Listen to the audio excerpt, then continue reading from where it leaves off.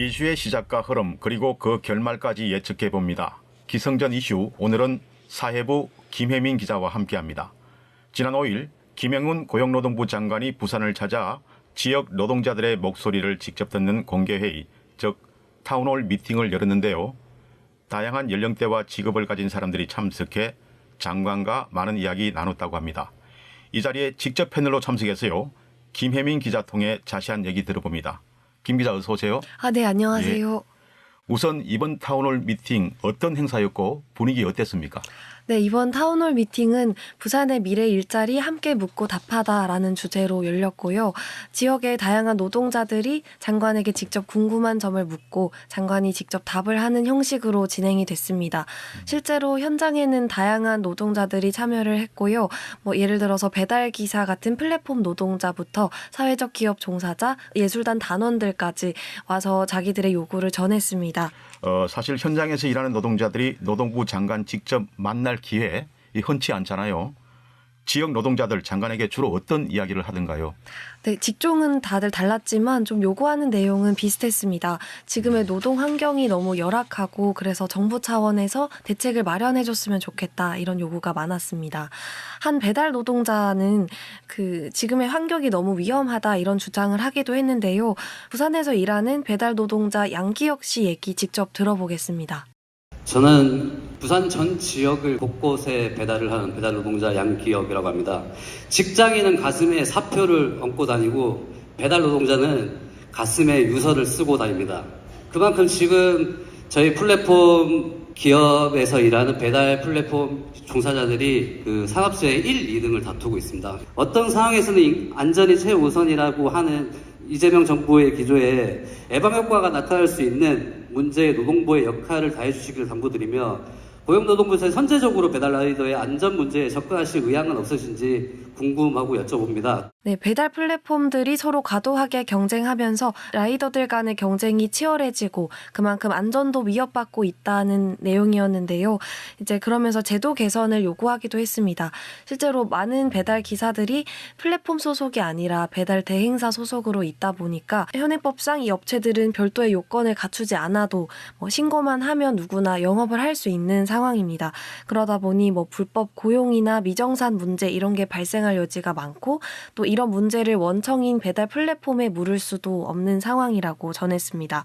이런 문제를 해결하려면 이제 배달 대행사들도 정부가 어느 정도 관리 감독을 할 수 있도록 그렇게 해서 배달 노동자들이 지금보다 좀 안전한 환경에서 일할 수 있도록 하는 이제 등록제를 시행해달라 이렇게 양 씨는 주장했습니다. 예, 이 제도에 사각지대가 있다는 걸 짚은 것 같은데 김 장관은 뭐라고 하던가요? 네. 장관은 이렇게 근로기준법 사각지대에 있는 특수고용 노동자나 플랫폼 노동자 그리고 프리랜서 이런 분들을 폭넓게 보호할 수 있는 일터 권리 보장 기본법을 마련해야 한다. 그리고 그 초안을 올 연말까지 국회에 제출하겠다 이렇게 답했습니다. 예. 네, 이 밖에 화물차 기사들에게 적용되는 안전운임제나 이런 걸 배달 노동자에게도 적용할 수 없는지 최소한의 운송료를 보장할 제도가 없는지 여러 방안을 고민하고 있다 이렇게 말했습니다. 예, 생각보다 더 구체적인 이야기가 오간 것 같네요. 사실 이번 타운홀 미팅 주제는 부산의 미래 일자리였는데요. 이에 대한 논의는 어떻게 진행이 됐나요? 네, 인공지능 AI 시대가 불러올 노동 환경 변화에 대한 이야기가 많이 나왔습니다. 한 전문가는 기술 발전으로 인해서 기업이 청년을 점점 고용하는 데게 어려운 시대가 올 수 있다. 이런 우려를 내놓기도 했는데요.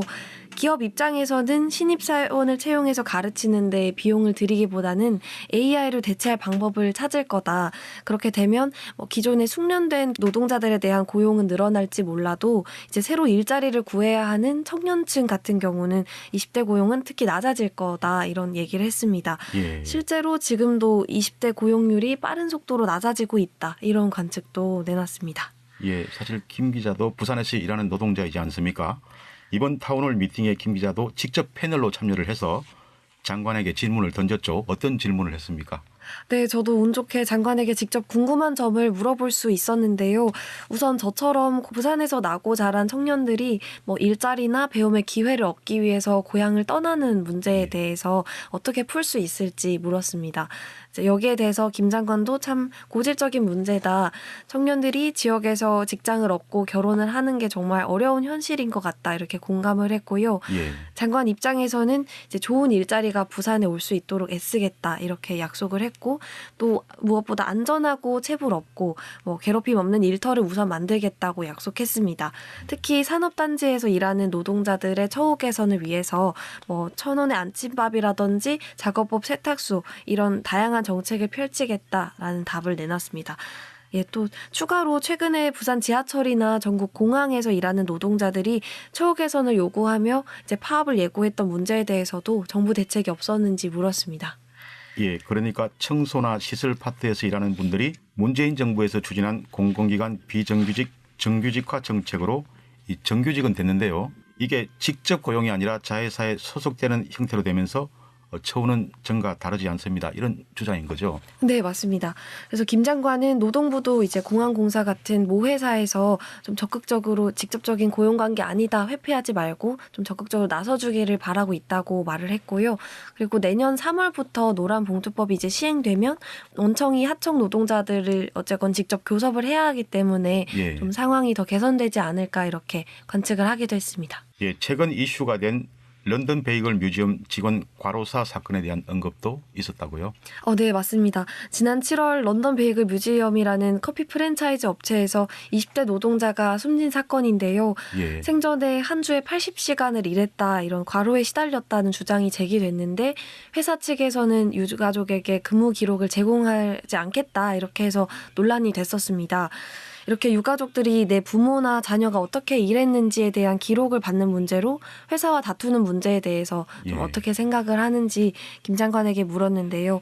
이제 김 장관도 유족들이 내 가족이 일하다가 다치고 죽는 것도 정말 억울한데 그걸 입증까지 하라고 하는 부분은 정말 억울해한다면서 이제 제도적으로 출퇴근 기록을 의무화하는 방안을 검토하겠다고 말했습니다.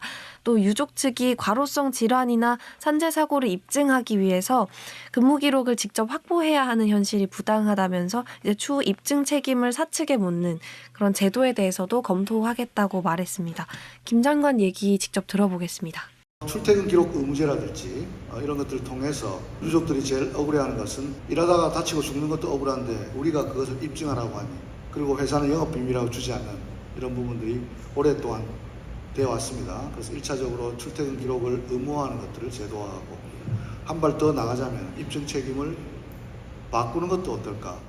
노동자가 일하다가 다치거나 숨지는 일은 최대한 없애야겠고 만약 사고가 발생한다면 원인을 철저하게 따지고 책임을 묻는 환경을 만들겠다. 확고한 의지를 보여준 것 같은데요. 중요한 건 이 의지를 어떻게 구현하느냐겠죠. 타운홀 미팅 다음 날인 지난 6일 울산 화력발전소 보일러타워가 무너지면서 노동자 6명이 숨졌습니다. 매몰자 1명 아직도 잔해 속에 깔려 있습니다. 김 장관이 중앙사고 수석본부장을 맡아 현장에서 진두지휘하고 있는데요. 이번 참사 과연 어떤 방식으로 수습할지 지켜봐야겠습니다. 지금까지 기성전 이슈 김혜민 기자였습니다. 김 기자 수고했습니다. 네, 감사합니다.